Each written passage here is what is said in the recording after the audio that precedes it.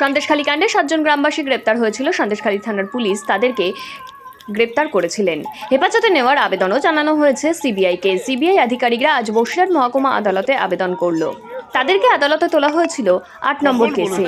আলী হোসেন ঘরামি, সঞ্জয় মণ্ডল, সুকমল সর্দার, মেহবুব মোল্লা, আমিনুর শেখ, এনামুল শেখ, আইজুল শেখ এই 7 জন এখন জেল হেফাজতে রয়েছেন। এদের বিরুদ্ধে এলাকায় উস্কানিমূলক মন্তব্য দেওয়া, একাধিক জায়গায় জমায়েত, অগ্নিসংযোগ, বাড়ি ঘর দৌড় ভাঙচুর সহ একাধিক অভিযোগও রয়েছে। সন্দেশখালী কাণ্ড নিয়ে একের পর এক অভিযুক্তদের সিবিআই হেফাজতে যাওয়ার এলাকায় যথেষ্ট চাঞ্চল্য দেখা দিয়েছে।